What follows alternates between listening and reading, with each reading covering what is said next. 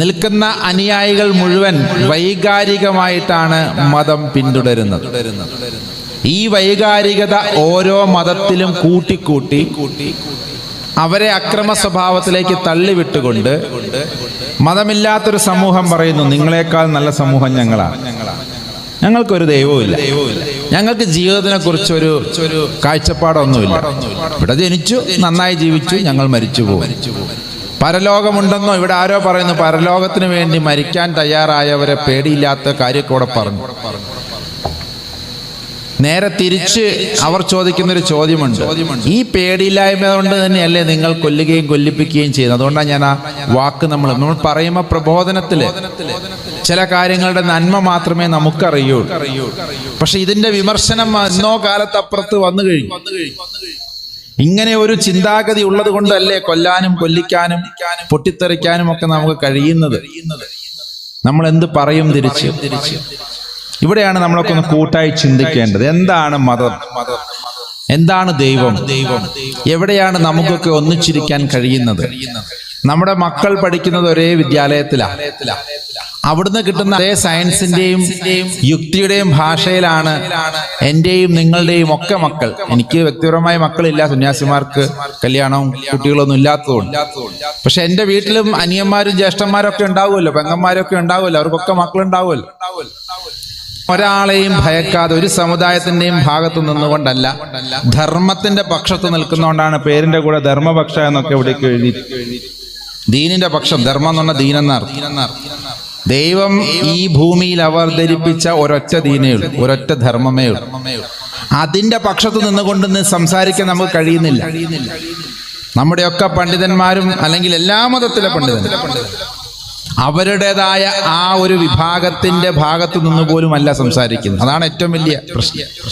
അദ്വൈതികളായിട്ടുള്ള ആചാര്യന്മാര് പോലും, സന്യാസത്തിന്റെ പരമകാഷ്ഠയിലെത്തിയവർ പോലും, അല്ലെങ്കിൽ സംഘടനയെ നമ്മുടെയൊക്കെ ദീനിനെ മുന്നോട്ട് കൊണ്ടുപോകാൻ നിയോഗിക്കപ്പെട്ടവർ പോലും എവിടെയൊക്കെയോ ധർമ്മമാർഗത്തിൽ നിന്ന് വ്യതിചലിക്കുന്നത് പോലെ തോന്നി തുടങ്ങിയത് കൊണ്ടാണ് ഞാൻ നേരത്തെ ചോദിച്ചു, 44 വയസ്സ് വരെ എവിടെയായിരുന്നു, അല്ലെങ്കിൽ 41 വയസ്സ് 42 വയസ്സ് വരെ നിങ്ങളൊക്കെ എവിടെയായിരുന്നു അതിനുള്ള ഉത്തരമാണ് ഇപ്പോൾ പറഞ്ഞുകൊണ്ടിരിക്കുന്നത്.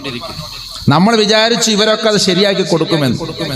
പക്ഷെ ഇത് ഇങ്ങനെ പോയി കഴിഞ്ഞു കഴിഞ്ഞാൽ എല്ലാവരും പരസ്പരം തീർക്കുന്ന ഒരവസ്ഥയിലേക്ക് വന്നു കഴിഞ്ഞാൽ ഇത് ബോധപൂർവം ഇവിടെ സൃഷ്ടിക്കപ്പെടുന്നുണ്ട് എന്ന തെളിവ് ലഭിച്ചതുകൊണ്ടാണ് ഞാനൊക്കെ ഇവിടെ നിൽക്കുന്നത്. അല്ലെങ്കിൽ എന്തിനാണ് നിങ്ങളെന്നല്ല, ഈ 30 റബീഉൽ അവ്വൽ മാസത്തിലെ 30 ദിവസങ്ങളിൽ അല്ലെങ്കിൽ 28 ദിവസങ്ങളിൽ 48 പ്രോഗ്രാമുമായി എന്തിനാണ് ഒരു ഹൈന്ദവ ആചാര്യൻ ഇത്തരം വേദികളിൽ വരുന്നത്? കാരണം ചില സൂചനകൾ നൽകാൻ വേണ്ടിയിട്ട് തന്നെയാണ്.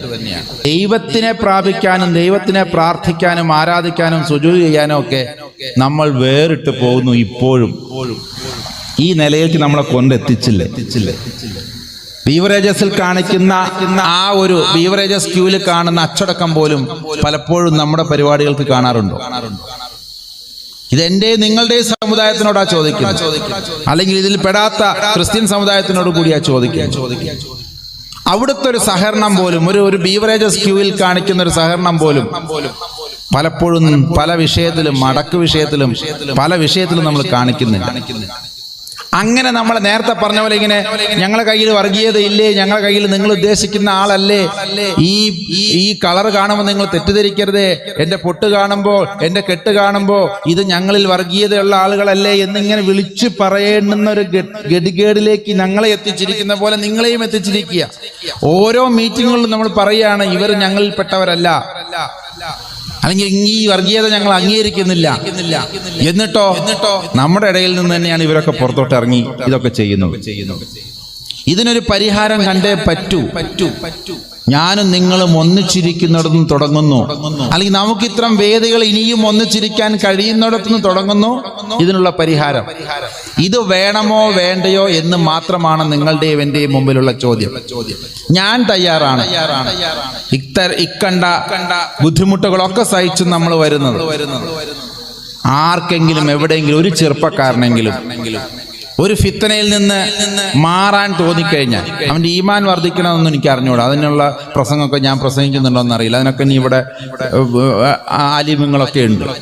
പക്ഷെ ഒന്ന് എനിക്ക് ഉറപ്പ് തരാൻ പറ്റും, ഇത് കൃത്യമായി ഒന്ന് മനസ്സിലാക്കിയാൽ ഒരാളെങ്കിലും ഒരു തെറ്റിൽ നിന്ന് മാറാനുള്ള സാധ്യത ഞാൻ കാണുന്നു.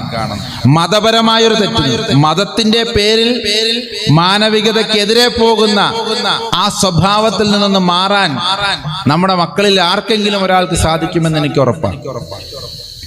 അത്ര മാത്രമേ ഞാനിത് കൊണ്ട് ഉദ്ദേശിക്കുന്നു. അതിലപ്പുറത്തേക്കൊന്നും ഉദ്ദേശിക്കാനുള്ള ശക്തിയും ധൈര്യവും ഒന്നും നമുക്ക് ദൈവത്തിന്റെ തിരുമുമ്പാകെ ഇല്ല. അല്ലാണ്ട് ഇത് ചെയ്തത് കൊണ്ട് അവിടെ പ്രത്യേകിച്ച് സ്വർഗം കിട്ടുമെന്നോ, അങ്ങനെയൊക്കെ കിട്ടട്ടെ. കാരണം ഓരോ മതത്തിന്റെ ധർമ്മത്തിന്റെ ദർജ ഉയർത്തിയവരുടെ കൂട്ടത്തിൽ നമ്മൾ പെടണം. നല്ല മാർഗത്തിൽ മറ്റുള്ളവരോട് സംസാരിച്ചവരുടെ കൂട്ടത്തിൽ നമുക്ക് പെടണം. റസൂലുള്ളാഹിയെ സ്നേഹിച്ചവരുടെ കൂട്ടത്തിൽ പെടണം. ഇല്ലേ? പ്രവാചകന്മാരെയും ഗുരുക്കന്മാരോടൊക്കെ ഹുബ്ബ് വെച്ചവരുടെ കൂട്ടത്തിൽ നമ്മൾ പെടണ്ടേ? അങ്ങനെയൊക്കെ ഉണ്ടാകട്ടെ. പക്ഷെ ഇതിന്റെ ഇടയിൽ ഉദ്ദേശിക്കപ്പെടുന്ന ഇതാണ്, അറിഞ്ഞോ അറിയാതെ നമ്മുടെ കയ്യിൽ ആയുധങ്ങൾ നൽകുന്നത് ആരാണ്? 150 വർഷം കഥ കേൾക്കണം നിങ്ങൾ. കഥയല്ല, സംഭവമാണ്. 150 വർഷങ്ങൾക്ക് മുമ്പേ അവർ തീരുമാനിച്ചു ശാസ്ത്രം എന്ന് പറയുന്ന മതമാക്കി വളർത്തണം. ഇന്ന് ഡെൻമാർക്കിലും ഇന്ന് മറ്റേ നേരത്തെ പറഞ്ഞ സ്കാൻഡിനേവിയൻ രാജ്യങ്ങളിലും ഉള്ളതുപോലെയുള്ള ഒരു ഭരണ സംവിധാനം മുന്നോട്ട് കൊണ്ടുവരണം. അവിടെ അവർ ഒന്നിച്ചിരിക്കുന്നത് ശാസ്ത്രത്തിന്റെ പേരിലാണ്. അവിടെ എല്ലാവർക്കും ഐഫോൺ ഉണ്ട്, അല്ലെങ്കിൽ എല്ലാവർക്കും മെഡിക്കൽ ഇൻഷുറൻസ് ഉണ്ട്. അവിടെ എല്ലാവർക്കും മിനിമം വേതനങ്ങളുണ്ട്. അവിടെ ആർക്കും ആരെയും ഭയപ്പെടേണ്ടതില്ല. തുണി ഉടുത്ത് നടന്നാലും തുണി ഉടുക്കാണ്ട് നടന്നാലും അവർക്കൊരു പ്രശ്നവുമില്ല. ആരാരെയും വീട്ടിൽ വിളിച്ചു കൊണ്ടുപോയാലും ഒന്നിനും ഒരു പ്രശ്നമില്ല. നേരത്തെ അദ്ദേഹം പറഞ്ഞ പോലെ ഇതൊന്നും ഒരു പ്രശ്നമില്ലാത്ത രാജ്യമാണ്. ആരും അതിനെക്കുറിച്ച് ചോദ്യം ചെയ്യത്തില്ല. നിങ്ങളുടെ ഇഷ്ടത്തിന് നിങ്ങൾക്ക് പോകാം. കാരണം ദൈവമില്ല, പരലോക ശിക്ഷയോ ജീവിതമോ ഒന്നും തന്നെ ഇല്ല. പിന്നെ എന്തിനാ പേടിക്കുന്നത്? ഈ രീതിയിലേക്ക് നന്മയുള്ളവരായി മാറി നിങ്ങളുടെ ഇഷ്ടത്തിനനുസരിച്ച് ജീവിക്കുക എന്ന സംവിധാനം ഏറ്റവും കൂടുതൽ കൊണ്ടുവരാൻ അവർ തീരുമാനിച്ചത് ശാസ്ത്രത്തിന്റെ വളർച്ചയിലൂടെയാണ്. ഇന്ന് എവിടെ വരെ എത്തി നിൽക്കുന്നു? എല്ലാം വേണം, ഫേസ്ബുക്കും എല്ലാം വേണം. പക്ഷേ അതിനേക്കാൾ കൂടുതൽ ഇന്ന് അതിന്റെ ദോഷവശങ്ങളിലേക്കാണ് നമ്മളൊക്കെ പോയിക്കൊണ്ടിരിക്കുന്നത്. ഇത് പറഞ്ഞു കൊടുക്കാൻ ആർക്ക് കഴിയും? ഏതാണ് വേദികൾ? ഏത് വേദിയിൽ ഇത് പറയും? അതുകൊണ്ടാണ് ഇത്തരം വേദികളിലൊക്കെ ഞങ്ങൾ എത്ര ബുദ്ധിമുട്ടിയാൽ ഇന്നത്തെ ദിവസത്തേക്ക് വേണ്ടി 18ഓളം പ്രോഗ്രാമുകളുടെ വിളി എനിക്ക് വന്നതാ. 18 പ്രോഗ്രാമിൽ ഇതിനെക്കാട്ടിലും ആളുകൾ, ജനക്കോടികൾ, ആയിരങ്ങൾ നിറഞ്ഞിരിക്കുന്ന സദസ്സ് കഴിഞ്ഞിട്ട് അങ്ങോട്ട് വന്നില്ല. കാരണം എന്താ പറയുക? പറഞ്ഞ വാക്കിന്റെ വില. ഇവിടെ എത്ര ആളുണ്ടെന്ന് ഞാൻ നിങ്ങളോട് ചോദിച്ചില്ല. നിങ്ങൾ എന്ത് തരുമെന്ന് ഞാൻ ചോദിച്ചിട്ടില്ല. ചോദിച്ചിട്ടുണ്ടോ? ഇവിടെ ഉണ്ടെങ്കിൽ തുറന്നു പറയണം. സ്വാമി ഇത്രയും പൈസ പറഞ്ഞാൽ അവിടെ വന്നിരിക്കുന്നത്, ഇറങ്ങുന്ന സമയത്ത് ഇത്രയും പൈസ തരണം എന്ന് പറഞ്ഞിട്ടുണ്ടെങ്കിൽ ഇപ്പൊ ഇതിന്റെ കമ്മിറ്റിക്കാർ പറയണം. എന്നാൽ ഈ ഉറപ്പാണ്, നിങ്ങൾ തരുന്നതിന്റെ ഇരട്ടിയുടെ ഇരട്ടി കിട്ടാവുന്ന വേദി ഉപേക്ഷിച്ചിട്ട് എന്നവിടെ നിൽക്കുന്നത്. എന്താണെന്നറിയോ? പറഞ്ഞ വാക്ക് വസിയത്ത് ഉള്ളവൻ അത് പാലിക്കണം. അപ്പോഴേ ഈമാൻ ഉണ്ടാവുള്ളൂ എന്ന് നാളെ നിങ്ങളൊന്ന് മനസ്സിലാക്കണം. നാളത്തത് എനിക്ക് ഏറ്റവും ഇഷ്ടപ്പെട്ട, എൻ്റെ ഏറ്റവും വലിയ, എനിക്ക് ഏറ്റവും വേണ്ടപ്പെട്ട ഉസ്താദിന്റെ ഒരു പ്രോഗ്രാം നാളെ എറണാകുളത്ത് നടക്കുക. അദ്ദേഹവും കേന്ദ്രമന്ത്രിയും എത്ര സന്നാഹങ്ങളാണെന്നറിയോ? പക്ഷേ വൈലത്തൂർ എന്ന് പറഞ്ഞ സ്ഥലത്ത് ഒരു കൊച്ചു പ്രോഗ്രാം ഉണ്ട്. കുറച്ച് കുട്ടികൾ മാത്രമേ ഉള്ളൂ. അതായത് അവിടെ ഒരു ഹിഫുൽ കോളേജ് ഉണ്ട്. ആ കോളേജുമായി ബന്ധപ്പെട്ട ഒരു 10 അവിടെ പഠിക്കുന്ന കുഞ്ഞുങ്ങളോട് സംസാരിക്കാൻ വേണ്ടി കുറേ മുമ്പേ വാക്ക് കൊടുത്തുപോയി. അയാൾ ആകെ തരുന്നത് ആ കരുവാരകുണ്ട് വൈലത്തൂർ കുറച്ച്. അയാൾ അങ്ങനെയല്ലേ കണക്ക് കൂട്ടത്തുള്ളൂ. ഞാൻ ഇവിടുന്ന് ആലപ്പുഴയിൽ നിന്നാണ് അവിടെ ചെല്ലുന്നവൻ, അയാൾക്ക് നോക്കേണ്ട കാര്യമില്ലല്ലോ. എൻ്റെ വീട് വൈലത്തൂർ ഏകദേശം ഒരു 10-60 കിലോമീറ്റർ കാണും. അതിനുള്ള എണ്ണക്കാശ് ഇവിടെ നിന്ന് പോയാലും അത്രേ കിട്ടുള്ളൂ. പക്ഷെ നാളെ നടക്കുന്ന 24-ാം തീയതി എറണാകുളത്ത് വെച്ച് കേന്ദ്രമന്ത്രിമാരും നമ്മുടെയൊക്കെ മന്ത്രിമാരും മുൻ മന്ത്രിമാരും ഒക്കെ പരിപാടിയിൽ പങ്കെടുക്കുന്നതിൽ ഈ പറയുന്ന ഉസ്താദിന്റെ മക്കളടക്കം നേരിട്ട് ക്ഷണിച്ചിട്ട് ഒരു രക്ഷയില്ല. പറഞ്ഞ വാക്കൊന്നേ ഉള്ളൂ. ഇത് എൻ്റെ കൂടെ നിൽക്കുന്നവർ നാളെ കാണണം. സ്വാമി വലിയ പ്രോഗ്രാം നോക്കി പോകുന്നവനല്ല. എൻ്റെ മക്കളുടെ മുമ്പിൽ ഞാൻ ഈ മാതൃക കാണിക്കണം. അല്ലേ? അല്ലെങ്കിൽ എനിക്ക് പറയാറുള്ളത് ബുദ്ധിമുട്ടാവട്ടെ, നമുക്ക് ഇതും ക്യാൻസലാക്കാം അതും ക്യാൻസലാക്കാം, നമുക്ക് അങ്ങോട്ട് പോയാൽ ഒരു ചെറിയൊരു അഡ്ജസ്റ്റ്മെന്റിൽ നമ്മുടെ പോക്കറ്റിൽ വരുന്ന പൈസ കൂടും. അതുകൊണ്ട് ഈ രീതിയിലേക്കൊക്കെ നമ്മൾ തെളിയിച്ചു കൊടുക്കണം. പറഞ്ഞുകൊണ്ട് വരുന്നത് ഇതാണ്. 150 വർഷങ്ങൾക്ക് മുമ്പ് അവർ ഒരു തീരുമാനമെടുത്തു, മതങ്ങളെ അപ്രസക്തമാക്കണം. ഇത്രയും സസ്പെൻസ് ഇതാണ്. മതം ഇനി ലോകത്തിൽ വേണ്ട. ഉണ്ടായിക്കോട്ടെ, കുഴപ്പമൊന്നുമില്ല, പക്ഷെ തമ്മിൽ തള്ളുന്ന മതമായിരിക്കണം. വിഭാഗങ്ങൾ ഓരോ ദിവസം വളരുന്തോളും അങ്ങനെ പറയാറുണ്ടല്ലോ, വളരുന്തോറും പിളരുന്ന മതമാക്കണം. ഒരു വിഭാഗത്തിന് മറ്റൊരു വിഭാഗത്തിനെ കണ്ട അടി കൂടുന്ന മതമാക്കണം. അപ്പോഴും അതിലെന്തുണ്ട്? ഒരുപാട് ബിസിനസ് ഉണ്ട് അല്ലേ? ഇപ്പൊ ഒരു പള്ളിയുമായി അല്ലെങ്കിൽ സമുദായമായി അടി കൂടി കഴിഞ്ഞാൽ എത്ര കോടി രൂപ യാക്കോബായ ഓർത്തഡോക്സ് അടിക്ക് വേണ്ടി ഇവിടെ ചെലവാക്കപ്പെട്ടു. അത് സ്പോൺസർ ചെയ്യാനുള്ള ഒരാളുണ്ട് അല്ലേ? 2 കൂട്ടരുടെ ഇടയിലും പ്രബലരായ ബിസിനസ്സുകാരുണ്ട്. ഈ രീതിയിലേക്ക് ഇത് തല്ല് കൂടിയാലും അവർക്ക് ഗുണം, തല്ല് കൂടിയില്ലെങ്കിലും അവർക്ക് ഗുണം. മതങ്ങളുടെ കാര്യമാണ് പറയുന്നത്, പ്രസക്തമായ കാര്യങ്ങളാ പറയുന്നത്. ഒന്ന് ആലോചിച്ച് നോക്കൂ, എത്ര കോടി രൂപ ഇവിടെ പിരിക്കപ്പെട്ടു ഈ പള്ളി വഴക്കിനും കേസിനും വേണ്ടി. ഇനിയും അതിനൊരു തീരുമാനമായിട്ടുണ്ടോ? ഇനിയും സംസ്കരിക്കപ്പെടാത്ത മൃതദേഹങ്ങൾ 29, 30, 1 മാസമൊക്കെ ആയ സമയ കാലഘട്ടത്തിലാണ്. ഇന്ന് സംസ്കരിച്ചോന്ന് എനിക്ക് അറിഞ്ഞുകൂടാ. പക്ഷെ 10-29 ദിവസമായി സംസ്കാരം നടക്കാതെ മോർച്ചറിയിൽ ഇരിക്കപ്പെടുന്ന ശവശരീരങ്ങളുള്ള നാട്ടിൽ നിന്നുകൊണ്ടാണ് ഞാൻ ഈ സംസാരിക്കുന്നത്. നമ്മളെ ഇങ്ങനെ ആക്കിയത് ആരാ?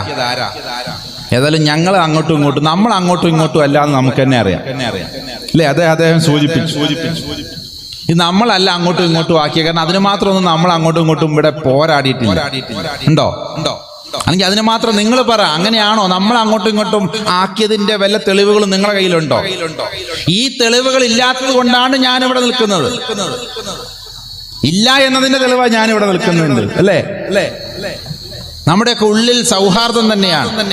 യഥാർത്ഥ മതത്തിന്റെ ആഴത്തിലേക്ക് ഞാനൊന്ന് ആഴ്ന്നിറങ്ങി ചെന്നപ്പോൾ എല്ലാ മതക്കാരോടും പറയുന്നു, നിങ്ങളുടെ എല്ലാ മതങ്ങളുടെ അവാന്തര വിഭാഗങ്ങളുമായി ബന്ധപ്പെട്ട് നിങ്ങളുടെയൊക്കെ തത്വശാസ്ത്രങ്ങളെ ഞാനൊന്ന് പരിശോധിച്ചു നോക്കിയിട്ടുണ്ട്. എവിടെയും ഒരു പ്രവാചകനും ഒരു ഗുരുവും ഒരു സമ്പ്രദായവും വർഗീയപരമായി പെരുമാറാൻ അവരുടെ അനുയായികളോട് പറഞ്ഞിട്ടില്ല. ഉണ്ടെന്ന് നിങ്ങൾക്ക് തെളിയിക്കാൻ കഴിഞ്ഞാൽ ഞാൻ ഈ പണി നിർത്തും, വേറെ പണിക്ക് പോകും. ഇനിയും കുറെ പണികൾ അറിയാം. അതുകൊണ്ട് ഇങ്ങനെ ആചാര്യനായി അല്ലെങ്കിൽ ഏതെങ്കിലും ഒരു സമുദായത്തിന്റെ മതപരമായ ഉടുപ്പിട്ടുകൊണ്ട് ജീവിക്കണമെന്ന് ഒരു നിർബന്ധവും ഞാൻ ആർക്കും ഒരു സ്ഥലത്തും ഞാൻ എഴുതി വെച്ചിട്ടില്ല, അല്ലെങ്കിൽ അങ്ങനെ പോകാമെന്ന് ഒരു നിയത്തും വെച്ചിട്ടില്ല. ഞാനിതിന്റെ കൂടെ നിൽക്കുന്നത് മതങ്ങളെല്ലാം സൗഹൃദത്തെ മാത്രമേ പ്രോത്സാഹിപ്പിച്ചിട്ടുള്ളൂ. പ്രത്യേകിച്ച് റസൂലുള്ളാഹിയുമായി ബന്ധപ്പെട്ട കാര്യത്തിൽ. യഹൂദന്റെ ശവം കൊണ്ടുപോകുമ്പോൾ എഴുന്നേറ്റ് നിൽക്കുന്നത്, നിന്നെപ്പോലെ നിന്റെ അയൽക്കാരനെയും സ്നേഹിക്കണമെന്ന് പറയുമ്പോൾ പൂച്ചയുടെ ഉറക്കത്തെ പോലും മാനിക്കുന്നത് അല്ലേ? അദ്ദേഹം പറഞ്ഞു. അതുകൊണ്ട് ഞാൻ വിശദീകരിച്ച് പറയാം. ഉറുമ്പുകളുണ്ടോ എന്ന് നോക്കുന്നത്. അങ്ങനെ എത്ര കാര്യങ്ങൾ നമ്മൾ എത്ര കാര്യങ്ങൾ സൂക്ഷ്മതയോടുകൂടി ദീനിനെ പുലർത്തിയ ആളുകളുടെ കാര്യമാണ് നമ്മളൊക്കെ പറഞ്ഞുകൊണ്ട് വരുന്നത്. സൂക്ഷ്മതയോട് കൂടിയിട്ടാണ് നമ്മൾ ദീനിനെയൊക്കെ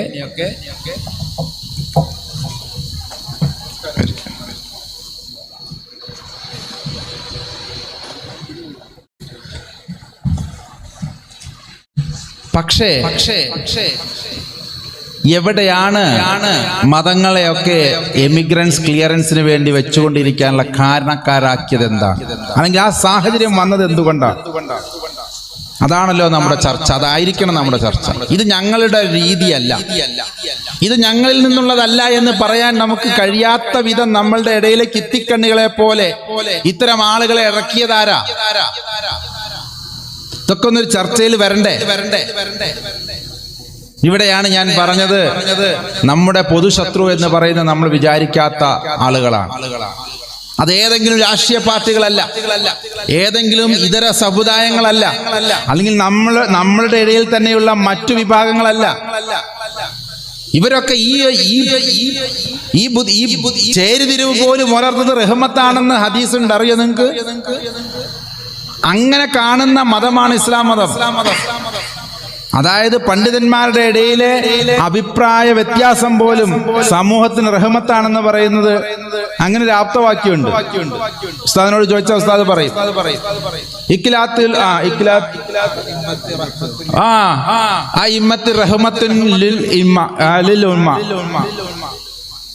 ഉണ്ട്. അതുകൊണ്ടാണല്ലോ അവർ പറഞ്ഞത്. അങ്ങനെ കാണുന്ന ഒരു പോസിറ്റീവ് മതമാണ്. ഞാനും ഉസ്താദും തമ്മിൽ ഒരു അഭിപ്രായ വ്യത്യാസമുണ്ടെങ്കിൽ അത് എന്തിലേക്ക് കലാശിക്കണം? സമൂഹത്തിന്റെ നന്മയ്ക്ക് എങ്ങനെ ആക്കിയെടുക്കണം? ഒരു കഴിഞ്ഞ നോമ്പിന് ഞാൻ പ്രസംഗിച്ചപ്പോ ഇത് പറഞ്ഞിട്ട് പറഞ്ഞു ഈ ഭാഗത്ത് ഒരൊറ്റ പള്ളിയുള്ളൂ എന്ന് വിചാരിക്കുക. അപ്പൊ എന്നെ കിറ്റ് വിതരണത്തിന്റെ ഉദ്ഘാടനത്തിനാണ് വിളിച്ചിരിക്കുന്നത്. ഞാൻ ചോദിച്ചു ഈ നാട്ടിൽ ഇത് എത്രാമത്തെ കിറ്റാ? അപ്പൊ പറഞ്ഞു 15ാമത്തെ കിറ്റാ. ഞാൻ പറഞ്ഞു അൽഹംദുലില്ലാ, ഒരു 15 വിഭാഗം കൂടി ഇവിടെ ഉണ്ടായിരുന്നെങ്കിൽ 30 ദിവസം കിറ്റ് കൊടുക്കാൻ ആള് കണ്ടേനെ. ഒരാൾ 5 കിലോ കൊടുക്കുമ്പോൾ അടുത്ത കമ്മിറ്റിക്കാരെന്ത് കൊടുക്കണം? 6 കൊടുക്കണം, അല്ലെങ്കിൽ 10 കൊടുക്കണം. അത് കാണുമ്പോൾ മറ്റുള്ളവർ എന്ത് ചെയ്യണം? 15 ആക്കണം. അതിന്റെ കൂടെ ഏലക്കായും നെയ്ച്ചോറിനുള്ള നെയ്യും കൊടുക്കണം. മറ്റേത് ഒരു കൂട്ടർ മാത്രമേ ഉള്ളെങ്കിലോ ഏതെങ്കിലും റേഷൻ അരി കൊടുത്തിട്ട് കഞ്ഞി മതി എന്ന് പറയാനുള്ള സാധ്യതയുണ്ട്. കാരണം അത് തന്നെ കൊടുക്കുന്ന വലിയ കാര്യം. ഈ ക്വാളിറ്റി ഉണ്ടോ നോക്കാൻ മറുഭാഗത്തില്ല. ഇങ്ങനെ മനുഷ്യരെ നന്മയിലേക്ക് വിളിക്കുന്നതിലേക്കും മനുഷ്യരെ നന്മ ചെയ്യാൻ പ്രേരിപ്പിക്കുന്നതിലേക്കും മനുഷ്യർക്ക് നന്മ ചെയ്യുന്നതിലേക്കും നമ്മൾ എന്ത് ചെയ്യണം? ഈ വിഭാഗീയതകളെ ഒന്ന് തിരിച്ചു വിട്ടിരുന്നെങ്കിൽ എന്തോരം ഗുണമുണ്ടാകുമായിരുന്നു. അതിന് പകരം തമ്മിൽ സുജൂദിലേക്ക് പോകുമ്പോൾ പോലും അടി കൊടുക്കുന്ന രീതിയിലേക്ക് ഞങ്ങളുടെ ഇടയിലൊക്കെ അവിടെ അങ്ങനെയൊക്കെ ഉണ്ട്. മലപ്പുറം ജില്ല ഇവിടെയൊന്നും അങ്ങനെ വലിയ ബുദ്ധിമുട്ടുകളില്ല. ചിലയിടങ്ങളിൽ പോലീസും കേസും വഴക്കുമായി പള്ളികൾക്ക് കാവൽ നിന്നുകൊണ്ടൊക്കെയാണ് കുർബാനകളും അല്ലെങ്കിൽ സുജൂദുകളും നടത്തപ്പെടുന്നത്. ഇങ്ങനെ ആക്കിയതിന്റെ കാരണം അറിയണ്ടേ മക്കളെ? ഇവിടെയാണ് ഞങ്ങളെപ്പോലുള്ളവരൊക്കെ സംസാരിക്കാൻ തീരുമാനിച്ചത്. ബുദ്ധിമുട്ടുണ്ടാകുമെന്ന് എനിക്കറിയാം. ചില കാര്യങ്ങൾ, അപ്രിയ സത്യങ്ങൾ കേൾക്കുമ്പോൾ നിങ്ങൾക്കല്ല, ഇത് കേൾക്കുന്നതിന്റെ മറയ്ക്ക് പിന്നിൽ അപ്പുറം ഇരുന്നതിനൊക്കെ വീക്ഷിക്കുന്ന ചിലവർക്കൊക്കെ വിഷമങ്ങൾ ഉണ്ടാവും. കാരണം പെട്ടുപോയതിന്റെ പെടുത്തിയതിന്റെയൊക്കെ കുറ്റബോധമുണ്ടാവും. അതുണ്ടാകണം. അതിനുള്ള അവസരങ്ങളായി തുടങ്ങി. ഇല്ലെങ്കിൽ നമുക്കിനി ബാല്യമില്ല. മതം തീർത്തും അപ്രസക്തമാകും. ഇപ്പോൾ ഓടിക്കൊണ്ടിരിക്കുന്ന ഈ സ്കാൻഡിനേവിയൻ രാജ്യങ്ങളിൽ എന്ന് പറഞ്ഞുകൊണ്ട് ഓടുന്ന ആ വാട്സപ്പ് ഉണ്ടല്ലോ, അതിലെത്ര മനോഹരമായിട്ടാണ് അവർ പറയുന്നത് എന്നറിയുമോ? മതമാണ് സർവത്തിന്റെയും പ്രശ്നം. മതമുള്ള രാജ്യങ്ങളിൽ ആളുകളെ നിരത്തി വെടിവെച്ചു കൊല്ലുകയും വെട്ടിക്കൊല്ലുകയും ബോംബിട്ട് കൊല്ലുകയും ചെയ്യുന്ന ഒരു രാജ്യം, അതേ നൂറ്റാണ്ടിലാണ് മതം, ദൈവം, ബൈബിൾ അല്ലെങ്കിൽ ഗ്രന്ഥങ്ങൾ ഒന്നുമില്ലാത്ത സ്കാൻഡിനേവിയൻ രാജ്യങ്ങളിൽ ഇത്രയും ശാന്തിയും സമാധാനം പുലരുന്നത് എന്ന് കേൾക്കുമ്പോൾ എന്റെയും നിങ്ങളുടെയും മക്കൾ നാളെ എന്ന് വിചാരിക്കും, ദൈവമേ എന്നാ പിന്നെ അങ്ങോട്ട് പോയി ജീവിച്ചേക്കാം. ഈ രാജ്യങ്ങൾ അല്ലെങ്കിൽ ദൈവത്തിന്റെ പേര് പറയുന്ന രാജ്യങ്ങൾക്കൊന്നും ഇനി അതിൽ പറയുന്നുണ്ട്. പണ്ഡിതന്മാർ ഇതൊന്ന് കേൾക്കണം, പണ്ഡിതന്മാർ ഇതിന് മറുപടി പറയണം എന്ന് പറയുന്നുണ്ട് ആ വീഡിയോയിൽ. എന്ത് മറുപടിയാ നമ്മൾ പറയാ മക്കളെ? ഇവിടെയാണ് നമ്മൾ ഒന്നിച്ചു നിന്നുകൊണ്ട് ഇതിനെ ചിന്തിക്കേണ്ടത്. സത്യത്തിൽ എന്താണ് ധർമ്മം എന്നതുകൊണ്ട് നമ്മൾ ഉദ്ദേശിച്ചത്? അല്ലേ? അദ്ദീനു അനസീഹ എന്ന് നിങ്ങൾ പറയും. എന്താ പറയാ അതിന്റെ അർത്ഥം? ദീനിന് ഗുണകാംക്ഷയുണ്ട്, ദീനിൽ ഒരുപാട് ഗുണങ്ങളുണ്ട്. ദീനിന്റെ ആകെ ഉദ്ദേശം അത് ഗുണമാണ്. ധർമ്മോ രക്ഷതി രക്ഷിത എന്ന് ഞങ്ങൾ പറയും. ധർമ്മത്തെ ആചരിച്ച് കൊണ്ടു നടക്കുന്നവൻ ആ ധർമ്മം തന്നെ തിരിച്ച് രക്ഷ നൽകും. ഇതില്ല എന്ന് തെളിയിക്കലാണ് മറ്റുള്ളവരുടെ ഉദ്ദേശം. ഇങ്ങനെയൊന്നും സാധനം ഇല്ല. എന്ത് ധർമ്മം, എന്ത് ദീന്? മനുഷ്യനെ സ്നേഹിക്കണമെങ്കിൽ ദീന് വേണം. അങ്ങനെ കിതാബിൽ പറഞ്ഞെങ്കിലേ സ്നേഹം വരുള്ളൂ. ഞങ്ങൾക്ക് ഇതൊന്നും ഇല്ലാണ്ട് ഞങ്ങൾ സ്നേഹിക്കുന്നുണ്ടല്ലോ. കഴിഞ്ഞില്ലേ? ഇത് കേൾക്കാൻ നമ്മളുടെയൊക്കെ സെക്യുലർ വിദ്യാഭ്യാസം നേടിയ മക്കളും നമ്മൾ ഉപയോഗിക്കുന്നതിനേക്കാൾ നന്നായി മിടുക്കോടുകൂടി ഈ മുൻനിരയിൽ ഇരിക്കുന്ന കുട്ടികൾ വാട്സപ്പ് ഉപയോഗിക്കും. അവർ ലോക്ക് തുറക്കും. ഞാൻ വെല്ലുവിളിക്കുന്നു, ഇവിടുത്തെ ഏറ്റവും പ്രായം കൂടിയ വ്യക്തിയുടെ കയ്യിൽ ഞാനൊരു ഫോൺ തരാം, ഏറ്റവും പ്രായം കുറഞ്ഞ ഒരാളുടെ കയ്യിലും ഫോൺ തരാം. അത് ഏറ്റവും കൂടുതൽ കൃത്യമായി ഉപയോഗിക്കുന്നത് പ്രായം കുറഞ്ഞ ആളായിരിക്കും. ഈ വിവരങ്ങളൊക്കെ അതിൽ നിന്ന് മറച്ചു വെക്കാൻ നമുക്ക് കഴിയില്ല. അതുകൊണ്ടൊന്ന് ചിന്തിക്കേണ്ടതുണ്ട്. നമ്മൾ ഒന്നിക്കേണ്ടതുണ്ടോ? ഒന്നിക്കാവുന്ന കാര്യങ്ങളിൽ നമുക്കൊന്ന് വേദി പങ്കിട്ടെടുത്തൂടെ? ഇപ്പൊ പ്രസംഗമൊക്കെ നന്നായി ഞാൻ അടുത്ത കൊല്ലം കാണാം ഇൻഷാ അല്ലാഹ് അതും പറഞ്ഞിട്ടാ വിടുന്നത് അല്ലേ? നമ്മൾ അങ്ങനെയൊക്കെ കണ്ടാ മതിയോ? ഇടയ്ക്കിടയ്ക്കൊക്കെ നമ്മൾ പിള്ളേരോട് ഇങ്ങനെയൊക്കെയുള്ള സംസാരങ്ങൾ സംസാരിക്കേണ്ടത് നമുക്ക്. എന്റെ മതത്തിൽ കാണുന്ന ബുദ്ധിമുട്ടുകൾക്കുള്ള പരിഹാരം എന്തെന്ന് ഞാൻ അന്വേഷിച്ചു. പ്രത്യേകിച്ച് ഹിന്ദു മതത്തിൽ അവരുദ്ദേശിച്ചത് എന്തെന്നറിയോ? സത്യം പറഞ്ഞാൽ 150 വർഷങ്ങൾക്ക് മുമ്പ് ഈ പരിപാടി നടത്തിയവർ ഉദ്ദേശിച്ചത് ആദ്യം ഇസ്ലാമിനെ ഇല്ലാതെയാക്കണം. കാരണം ഇസ്ലാമിന്റെ പ്രസക്തി താരതമ്യേന ഒരു പുതിയ മതമായതുകൊണ്ട് തന്നെ, ഗോത്രവർഗ സ്വഭാവത്തിന്റെ അവസാനമായതുകൊണ്ട് തന്നെ നബൂവത്ത് സംവിധാനം ഇല്ലാതെയായിക്കൊണ്ടിരിക്കുന്ന കാലഘട്ടമായിരുന്നു. നബിയോടുകൂടി ആ നബൂവത്ത് സംവിധാനം ദൈവം നിർത്തലാക്കി. റേഡിയോ നിർത്തലാക്കി എന്നൊക്കെ പറയുന്ന പോലെ ആശയവിനിമയ സംപ്രേഷണത്തിന് വേണ്ടി ഇപ്പോൾ ആരും റേഡിയോയെ ആശ്രയിക്കാറില്ല എന്ന് പറയുന്ന പോലെ നബിമാരിലൂടെ ഇനി നബിമാരെപ്പോഴും ഓരോ വർഗത്തിന് ഞാൻ ഓരോ നബിമാരെ അയച്ചിരിക്കുന്നു എന്നാണ് ഖുറാനിൽ പറയുന്നത്. 1,24,000 അല്ലേ? എങ്ങനെയല്ലേ? ഓരോ സമൂഹത്തിനും. അപ്പൊ ഓരോ സമൂഹത്തിനുമാണ് ഓരോ നബിമാരെ അയച്ചിരിക്കുന്നതെങ്കിൽ ആധുനികതയുടെ അല്ലെങ്കിൽ ഗോത്ര സ്വഭാവങ്ങളുടെ ആ സ്വഭാവം ഇല്ലാതെയായിക്കൊണ്ടിരിക്കുന്ന ഒരു കാലഘട്ടത്തിലാണ് റസൂലുള്ളാഹി വന്നത്. കാരണം അവസാനത്തെ ഗോത്രവർഗത്തിന്റെ അല്ലെങ്കിൽ ഒരു സ്വഭാവത്തിന് വേണ്ടി. എന്നിട്ട് അദ്ദേഹം അവിടെ നിന്നുകൊണ്ട് എന്ത് പറയാ, ഇനി അങ്ങോട്ട് ലോകത്തിൽ എല്ലാവർക്കും കൂടി വേണ്ടിയിട്ടാണ് മതം, എല്ലാവർക്കും കൂടി വേണ്ടിയിട്ടാ. കാരണം ഞങ്ങൾ തന്നെ കച്ചവടത്തിന് വേണ്ടി ലോകം മുഴുവനും പോകുന്നവരാ, എല്ലാവരെയും ഒന്നിച്ച് കൊണ്ടുപോകണമെന്ന് പറയുന്നവരാ, ഇതിന് ദീനിന് വിശാലമായ അർത്ഥം വേണമെന്ന് പറയുന്നവരാ. അതുകൊണ്ട് തന്നെ യഹൂദൻ പറയുന്ന പോലെ ദൈവത്തിന്റെ സ്വന്തം ജനവും തെരഞ്ഞെടുക്കപ്പെട്ട ജനവും എന്ന രീതിയിലുള്ള പ്രബോധനമല്ല, അല്ലെങ്കിൽ നിങ്ങൾ മാത്രം ദൈവത്തിന്റെ ആളുകൾ എന്ന് പറയുന്ന യഹൂദന്റെ ആ രീതിയല്ല റസൂലുള്ളാഹിയുടെ രീതി. അവസാനത്തെ സംസാരത്തിൽ അദ്ദേഹം അത് പറയുന്നുണ്ടല്ലോ. എന്താ? അനറബിക്ക് അറബിയേക്കാൾ ഒരു കുറവുമില്ല, അറബിക്ക് അനറബിയേക്കാൾ എന്തെങ്കിലും ശ്രേഷ്ഠതയില്ല. കറുത്തവനെന്നോ വെളുത്തവനെന്നോ ഇന്ന ഗോത്രമെന്നോ ഇന്ന വംശമെന്നോ എന്റെ മുമ്പിൽ ഇനി അങ്ങോട്ടുണ്ടാകാൻ പാടില്ല എന്ന് പറയുന്ന നബിയുടെ ഉദ്ദേശം എന്താ? കറുത്തവനെയും വെളുത്തവനെയും ഒന്നിച്ചു നിർത്തി നിസ്കരിപ്പിച്ചത്. സത്യം പറഞ്ഞാൽ 2 വ്യക്തികളാണ് കഅബ ദേവാലയത്തിന്റെ പരിസരത്ത് അന്ന് തിരിച്ചു വന്നപ്പോൾ ദിഗ്വിജയം നടത്തിയപ്പോൾ അതിനുള്ളിലേക്ക് കയറിയതെന്ന് ഞാൻ മനസ്സിലാക്കുന്നു. ഒന്ന്, റസൂലുള്ളാഹിയുടെ ചുമലിൽ തന്നെ ചവിട്ടിക്കേറിക്കൊണ്ട് ബിലാലിനെ കൊണ്ട് വാങ്ക് വിളിപ്പിച്ചു. കഅബയുടെ മേലെ കയറ്റി നിർത്തിക്കൊണ്ട് റസൂലുള്ളാഹി അതിന്റെ ഉള്ളിൽ പോയി നമസ്കരിച്ചു. ഒന്ന് ആലോചിച്ച് നോക്കൂ. കറുത്തവരിൽ കറുത്തവനായ ബിലാലിനെ കൊണ്ടാണ് അത് ചെയ്യിപ്പിച്ചത്. സയ്യിദുനാ ബിലാൽ അലൈഹിസ്സലാമിനെ കൊണ്ടാണ്, റളിയല്ലാഹു അൻഹുവിനെ കൊണ്ടാണ് അത് ചെയ്യിപ്പിച്ചത്. അതേപോലെ സൽമാനുൽ ഫാരിസി, വെളുത്തവരിൽ വെളുത്തവൻ, ഫാർസി വിഭാഗത്തിൽപ്പെട്ട ആളാ, ഫാർസി മതക്കാരനാ. അതാണ് ഈ ഫാരിസി എന്ന് പറയുന്നത്. നല്ല ചുമന്ന് തുടുത്ത് വെളുത്ത 2 പേരെയും ഒരേ സ്വഫിൽ നിർത്തി വിപ്ലവം സൃഷ്ടിക്കുകയായിരുന്നു. കാരണം നബൂവത്തിന് അവസാനിക്കുന്നതിന്റെ ലക്ഷണങ്ങൾ അങ്ങനെയൊക്കെയാ. പിന്നീട് അങ്ങോട്ട് ഗുരുസമ്പ്രദായമുണ്ടെന്ന് ചിലവരെങ്കിലും സമ്മതിക്കുന്നു, ചില വിഭാഗങ്ങളെങ്കിലും പറയുന്നു. പിന്നീട് അങ്ങോട്ട് വലിയകളാണ്. ഒരുപക്ഷെ നബിമാരുണ്ടാവാനുള്ള സാധ്യത അതോടുകൂടി അവസാനിച്ചു എന്ന് പറയുമ്പോൾ നമ്മൾ മനസ്സിലാക്കണം, ദൈവത്തിന്റെ കമ്മ്യൂണിക്കേഷൻ ഒരുപക്ഷെ പിന്നീട് വലിയകളുമായിട്ട് ഗുരുക്കന്മാരിലൂടെ ആയിരിക്കും. ആണോ അല്ലയോ എന്നൊക്കെ പല തർക്കങ്ങളും നടക്കുന്നുണ്ട്. ഏതായാലും ആണെങ്കിലും അല്ലെങ്കിലും അത് എന്റെ വിഷയമല്ല.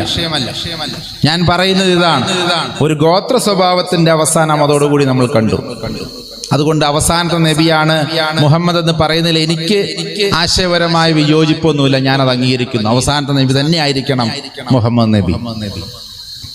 അതുകൊണ്ടാണ് 150 വർഷങ്ങൾക്ക് മുമ്പ് ആദ്യത്തെ നറുക്ക് ആർക്ക് വീണത്? മുസ്ലിം ഇസ്ലാമിനെ തകർക്കണം. കാരണം ഇസ്ലാമിനെ തകർക്കാൻ കാരണം 2-3 കാരണങ്ങളുണ്ട്. ഒന്ന്, അത് ഏറ്റവും ലാസ്റ്റ് മതം. മാത്രമല്ല ലോകത്തെ ഒന്നുകൂടി വിശാലമായി കാണാൻ അതിൽ തന്നെ കുറേ നിയമങ്ങളുള്ള മതം. നേരത്തെ പറഞ്ഞതുപോലുള്ള ഒരുപാട് കാര്യങ്ങൾ അതിലുണ്ട്. കച്ചവടം ചെയ്യുമ്പോൾ സൂക്ഷ്മത പാലിക്കാൻ പറഞ്ഞ മതം. അതിനു മുമ്പുള്ള പലതും ഫിലോസഫിയിൽ അധിഷ്ഠിതമായ മതങ്ങളായിരുന്നു എങ്കിൽ ഇസ്ലാമിനെ സംബന്ധിച്ചിടത്തോളം നിയമങ്ങൾ കൃത്യമായി നൽകപ്പെട്ട മതമാണ്. ഒരൊറ്റ ഉദാഹരണം പറയാം. നിന്നെപ്പോലെ നിന്റെ അയൽക്കാരനെ സ്നേഹിക്കുക എന്ന് ഈസാ നബി അലൈഹിസ്സലാം പറഞ്ഞു. നല്ലതാ, ബൈബിളിലുണ്ട്, മത്തായി സുവിശേഷത്തിലുണ്ട്. പക്ഷെ അത് ചെയ്താൽ എന്താ ഗുണം, ചെയ്തില്ലെങ്കിൽ എന്താ തെറ്റ്, അല്ലെങ്കിൽ എന്താ അനുഭവിക്കേണ്ടി വരിക എന്ന് അവിടെ പറഞ്ഞിട്ടില്ല. അതിനേക്കാൾ ഒന്നുകൂടി അതേ ആശയത്തെ റസൂലുള്ളാഹി പറഞ്ഞപ്പോഴോ എങ്ങനെയാ വന്നത്? മുഹമ്മദ് നബി സല്ലല്ലാഹു അലൈഹി വസല്ലം തങ്ങൾ പറഞ്ഞപ്പോൾ എങ്ങനെയാ വന്നത്? അയൽവാസി പട്ടിണി കിടന്നാൽ നീ ഞങ്ങളിൽപ്പെട്ടവനല്ല. രണ്ട് കാര്യങ്ങളെ നമ്മൾ രണ്ട് രീതിയിൽ ചിന്തിക്കണം. അയൽവാസി പട്ടിണി കിടക്കരുത്, നിന്നെപ്പോലെ നിന്റെ അയൽക്കാരനെ സ്നേഹിക്കുക എന്ന് പറഞ്ഞ് നിർത്തിയില്ല. അതിനുള്ള ശിക്ഷ അവിടെ തന്നെ പറഞ്ഞു. നീ ഈ ഉമ്മത്തിൽ നിന്ന് അല്ലെങ്കിൽ എന്നിൽ പെട്ടവൻ എന്ന ഐഡന്റിറ്റിയിൽ നിന്ന് you will be automatically excommunicated. നമ്മൾ അതിൽ നിന്ന് അന്യതാവൽക്കരിക്കപ്പെട്ടു പോകും. നമ്മൾ പിന്നെ അതിന്റെ ആളുകളാണെന്ന് പറയാനുള്ള അവകാശം നഷ്ടപ്പെടുകയാണ്. അങ്ങനെയൊക്കെ വളരെ കഠിനമായി പറഞ്ഞെങ്കിലേ ഇത് നമ്മുടെ ഉത്തരവാദിത്തമായി ഏറ്റെടുക്കുള്ളൂ. ഇപ്പൊ 100% മാർക്ക് മേടിക്കാതെ ഇങ്ങോട്ട് വന്നേക്കരുത്, ഇനി കുടുംബത്തിൽ സ്ഥാനമില്ല എന്നൊക്കെ പറഞ്ഞതിന്റെ അർത്ഥം അന്ന് മുതൽ അങ്ങ് ഇറക്കി വിടുന്നൊന്നുമല്ല. അങ്ങനെയൊന്നും പേടിക്കരുത്, അല്ലേ? അല്ലെങ്കിൽ മുഴുവൻ മാർക്ക് മേടിക്കാതെ വന്നു കഴിഞ്ഞാൽ ഞാൻ നിന്റെ വാപ്പയാണെന്ന്, എന്നെ പിന്നെ നീ വാപ്പാന്ന് വിളിക്കേണ്ടെന്നൊക്കെ പറഞ്ഞു കഴിഞ്ഞാൽ കഠിനമാണ്. പക്ഷേ ആ ഉദ്ദേശശുദ്ധി എന്താ? നീ മാക്സിമം ശ്രദ്ധിക്കണം, അല്ലേ എന്ന് പറയുന്ന പോലെ നമ്മൾ ഈ സമൂഹത്തിൽ നിലനിൽക്കുമ്പോൾ മാക്സിമം ശ്രദ്ധിക്കണം എന്നാ പറയണേ. ആരെങ്കിലും പട്ടിണി കിടന്ന് ചത്തു കഴിഞ്ഞാൽ ഉടനെ ഒരാളുടെ ഈമാനും തൗഫീക്കും ഹിദായത്തും ഒക്കെ അങ്ങ് പോകുമെന്ന് വിചാരിക്കുക. ആ അർത്ഥത്തിലല്ല പറയുന്നെങ്കിലും അങ്ങനെ പറയാൻ ധൈര്യം കാണിച്ച ഒരു റസൂലിനെയാണ് നമ്മൾ ഇന്ന് ഓർക്കേണ്ടത്. അങ്ങനെ കൃത്യമായ ഓരോ കാര്യത്തിലും എവിടെ തുപ്പണം, എങ്ങനെ മൂത്രമൊഴിക്കണം എന്ന് വരെ പറയുന്ന, എങ്ങനെ ഏതു വശം ചെരിഞ്ഞു കിടക്കണം എന്ന് പറയുന്ന, തിന്നുന്നതിന് മുമ്പും കുടിക്കുന്നതിന് മുമ്പും എങ്ങനെ കഴിക്കണം, എന്ത് കഴിക്കണം എന്ന് പറഞ്ഞ കൃത്യമായ ശിക്ഷണം നൽകി അങ്ങനെ ഒരു സമൂഹം ഉദ്ഘാടനം ചെയ്ത് അതിന്റെ പരിപൂർണതയിൽ കണ്ട് അടുത്ത ആളുകൾക്ക് അതിനുള്ള ട്രെയിനിങ് കൊടുത്തതിന് ശേഷമാണ് മറ്റു പ്രവാചകന്മാരെ പോലെ അല്ല റസൂലുള്ളാഹി വഫാത്തായത്. മറ്റു പ്രവാചകന്മാരൊക്കെ മരിക്കുന്ന സമയത്ത് അവർക്കൊന്നും ഇങ്ങനെ ഒരു സംവിധാനം ഉദ്ഘാടനം ചെയ്തുകൊണ്ട് അല്ലെങ്കിൽ അതിങ്ങനെ സ്റ്റാർട്ട് ചെയ്ത് അതിങ്ങനെ നല്ല രീതിയിൽ പോകുന്നത് കണ്ട് സന്തോഷത്തോടു കൂടി വഫാത്താകാൻ കഴിഞ്ഞിട്ടില്ല. പക്ഷെ റസൂലുള്ളാഹിയെ സംബന്ധിച്ചിടത്തോളം അത് ഉണ്ടായിരുന്നു. അതുകൊണ്ട് ഞാനും എൻ്റെ ഉമ്മത്തും ഞാനും എൻ്റെ സഹാബത്തുമാണ് നിങ്ങൾക്ക് മാതൃക എന്ന് പറഞ്ഞു പോകാൻ ആർക്ക് കഴിഞ്ഞു? റസൂലുള്ളാഹി കഴിഞ്ഞു. അതുകൊണ്ട് പേടിക്കണ്ടേ ഇങ്ങനെയുള്ളൊരു സംവിധാനത്തിന്. ഇനി ഇത് തകർന്ന എനിക്കെന്താ കുഴപ്പം? ഞാൻ ഹിന്ദു മതത്തിലെ ആചാര്യനല്ലേ. ഞാൻ ഭയക്കുന്നത് എന്താണെന്നറിയോ? ഇത്രയും സുശക്തമായി ദൈവിക സംവിധാനത്തിന്റെ അനുഗ്രഹമുള്ള ഒരു സംവിധാനത്തെ തകർക്കുമെങ്കിൽ അതിന്റെയൊക്കെ ഒരുപാട് പുറകിൽ നിൽക്കുന്ന ഇതൊരു ഡാം പോലെയാണ്. മുല്ലപ്പെരിയാറെങ്ങാനും പൊട്ടിക്കഴിഞ്ഞാൽ പിന്നെ ആരും ഇവിടെ നിൽക്കുകയില്ല എന്ന് പറയുന്ന പോലെ ഈ സാധനം ഒന്ന് തകർന്നു കഴിഞ്ഞാൽ പിന്നെ മതങ്ങൾക്കൊന്നും ഒരു പ്രസക്തിയില്ല. ബാക്കിയുള്ളവർക്കൊന്നും ഇത്രയൊന്നും പിടിച്ചു നിൽക്കാൻ കഴിയില്ല. അത് മറ്റു മതക്കാരും കൂടി ഒന്ന് മനസ്സിലാക്കണം. കാരണം ഞങ്ങളുടെയൊക്കെ നടുക്ക് വീണിരിക്കുന്നത് 5-മതോ 6-മതോ ഒക്കെയാണ്.